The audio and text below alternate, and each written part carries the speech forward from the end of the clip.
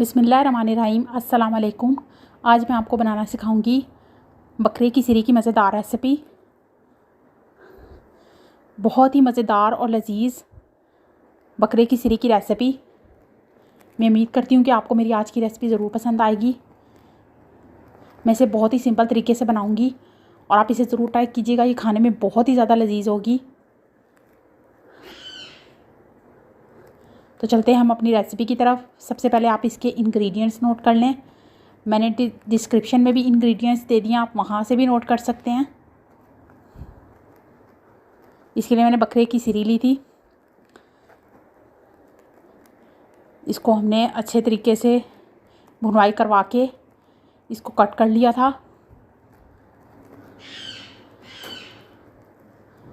और इसको अच्छे से वॉश कर लिया था। इसके लिए मैंने प्याज लिए हैं, garlic paste, green chillies, tomatoes. मसाला जात में मैंने पिसी लाल मिर्च लिया है, साबुत गरम मसाला लिया है, कुटी लाल मिर्च लिया है, हल्दी लिया और नमक लिया है।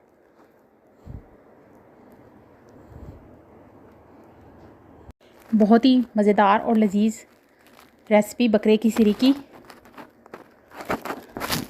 तो चलते हैं हम अपनी रेसिपी की प्रिपरेशन की तरफ।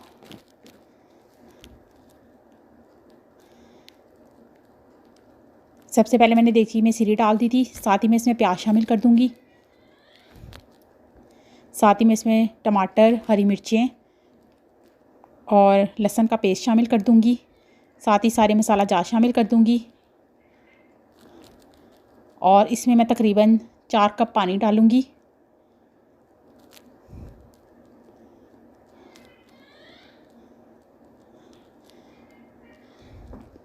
इसको अच्छे से मिक्स कर लूँगी। साथ ही मैंने कुटी काली मिर्च, ज़ीरा और धनिया लिया था, वो भी मैं इसमें शामिल कर दूँगी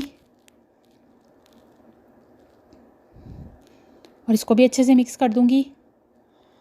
अब मैं इसको हल्की आंच पर ढककर तकरीबन 2 घंटों के लिए पकाऊंगी ताकि बकरे की जो सिरी है वो अच्छे से गल जाए। ये देखें, बकरे की सिरी जो है वो तकरीबन गल चुकी है। अब मैं इसमें ऑयल शामिल कर दूंगी और इसको बहुत अच्छे तरीके से भून लूँगी। ये देखें, सिरी हमारी तकरीबन भुन चुकी है। अब आप जितनी भी ग्रेवी रखना चाहते हैं उतना पानी आप इसमें ऐड कर सकते हैं। अब हम इसे तकरीबन 5 से 10 मिनट के लिए पकाएंगे। ये देखें, मज़ेदार और लजीज़ बकरे की सिरी हमारी रेडी है। मैं उम्मीद करती हूँ कि आपको मेरी आज की रेसिपी ज़रूर पसंद आई होगी। आपने मुझे कमेंट सेक्शन में ज़रूर बताना है कि आपको मेरी आज की रेसिपी कैसी लगी। बहुत ही मज़ेदार और लजीज़ बकरे की सिरी की रेसिपी। मेरे चैनल को सब्सक्राइब करना मत भूलिएगा। अल्लाह पाक हम सब पर अपना रहम व करम फरमाए और हम सब की दुआओं को कबूल फरमाए, आमीन। अल्लाह पाक हम सब के दिलों में मौजूद दुआओं को कबूल फरमाए, आमीन। मुझे भी आप अपनी दुआओं में याद रखिएगा। अल्लाह हाफिज़।